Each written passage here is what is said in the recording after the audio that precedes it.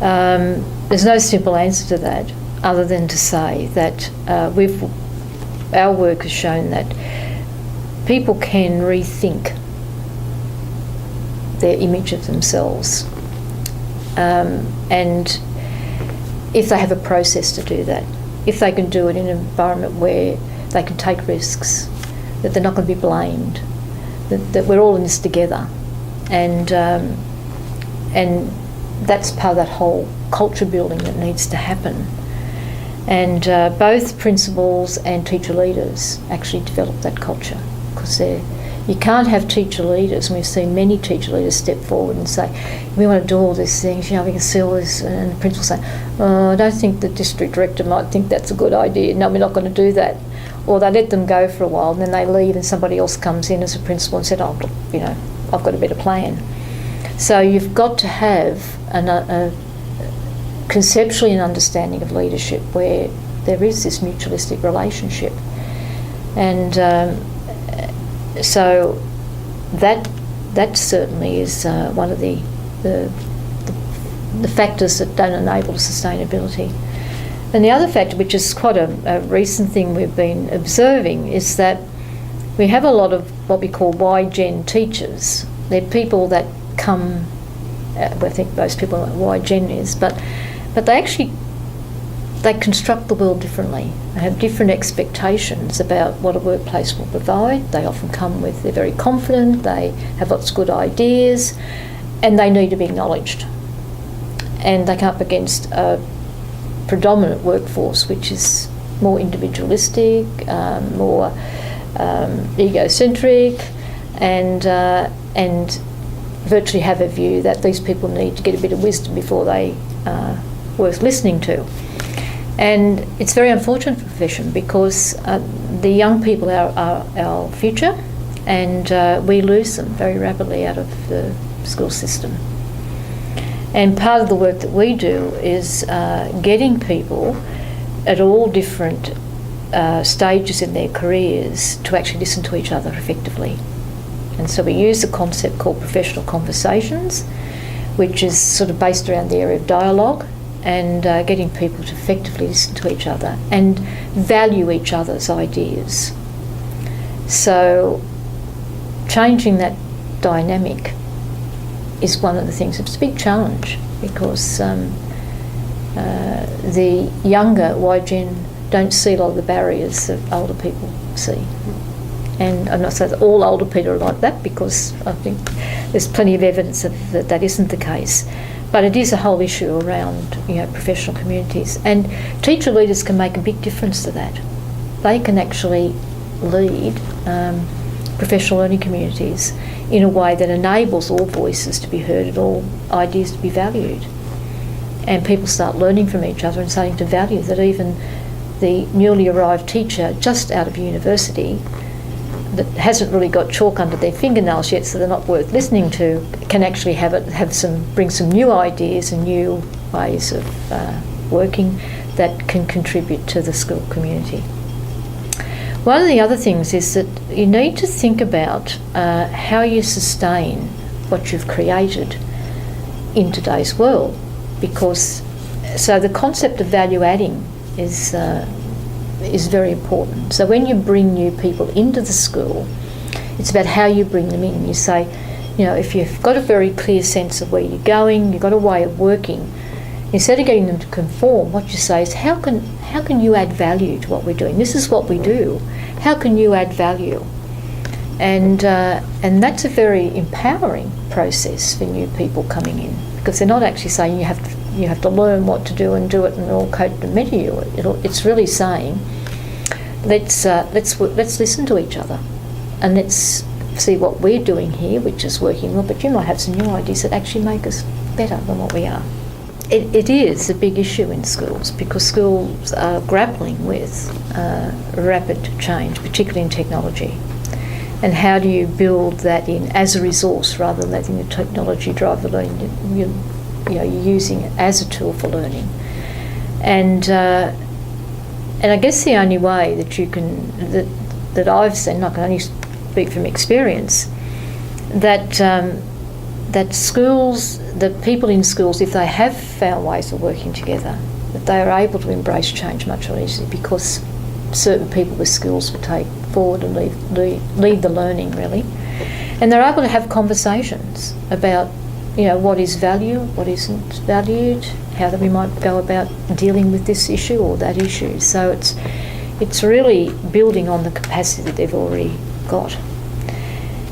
But there's other issues, broader issues, that schools have to grapple with, because I'm not sure what happens here, but in Australia we're very much into national testing. It's called NAPLAN. And we test literacy and numeracy right throughout Australia and compare schools and put, those schools that are great and those that aren't not so great and so on. And so when you then look at what you've talked about, the new skills, what people like Daniel Pink, the futurist, talks about, we need to look at creativity, because we've gone beyond just the need for knowledge creation. We need to actually have quite creative people that are innovative and can create new and exciting ways which set them apart. And what he would say is that yes, you certainly have to have some basic skills like literacy and numeracy, but the big significant thing is that people are creative problem solvers that use all parts of their brain, that the creative arts and so on are so important in terms of communication and creating new knowledge, new ways of working.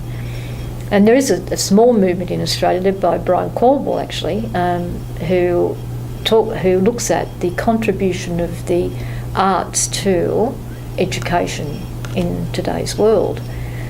And this is quite a bit of a revolution in Australia, because we've just gone to a national curriculum which is emphasising literacy, numeracy and science and all the logic disciplines rather than the arts, and particularly the visual and performing arts. And he would see this as a way in which you can enhance and enrich an understanding of all learning in schools if you use virtually these areas, which is quite radical. But some people might say that, but I think other people will say this is exciting, and it provides and it enables us to really tap into the creative side of our lives, which hasn't been part of education. A school isn't an island. You actually live within a whole policy framework that funding might be attached to it.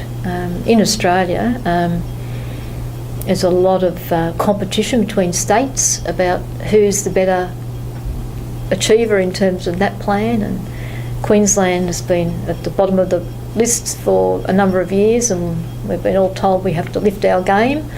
So, a principal there that says I'm not really too worried about NAPLAN is probably a very high risk taker, particularly in the public system. So there's always that tension, and it's about balance, and it's about if you've got trust with your teachers, you can probably do both. In fact, research that we have just published, which looks at the relationship between systems and schools and leadership within that framework, is actually showing where schools can do both. In fact, if teachers are solving those problems, they can actually do both. You can improve and enhance literacy and numeracy, but also do all the other things as well. And there's quite a bit in the literature about the profession of hope that Terry Wrigley talks about and Sir Giovanni talks about in terms of his work. And what they say is, teachers are professionals. Teachers go into a profession because they have a passion for making a difference in the lives of students. So if we trust that's what people will do, then we can actually create whatever we need to create. We can solve problems, but it takes time, and we just can't find solutions overnight. So it is about having trust in people, that they have a strong moral purpose, and that is really about what real teaching is about. I mean, I ran a pre-service teacher education program for 5 years, and I don't think I had anybody that wasn't there because they had some passion about making a difference in the lives. And if you go back, probably if you then go and talk to them 10 years later, some of them may have lost that passion, and it's regaining the passion. And our work is a lot about regaining the passion of people, reminding them why they actually went into teaching. Australia, I don't know what happens here, but Australia's embraced technology, really embraced technology. So a lot of schools will have iPads or their equivalent tablets, Samsung tablets. So that's happening from year one on. And teachers are coping with it. They've moved, in 3 years you've moved from computer labs to electronic whiteboards to laptops to tablets. And how effective they're being used is a question, but they're not shying away from it. So, and now it's saying, well, the debates that people are having in schools is how can we use this technology to enhance the learning, to enhance motivation, to deal with special needs students, so it's actually opened up a whole new conversation. And so I see it's a great opportunity. And students, it's part of them. I mean, students in schools don't know a life without a computer. And, and year fives don't know a life without a mobile phone. So, if teaching's going to be relevant, we have to. But we have to be prepared to take risks, and we have to be comfortable that we're not going to solve everything, and we're not perfect, and nobody knows the answers, but I'm sure we're intelligent enough to find out in the end. And no one's going to be damaged in the meantime.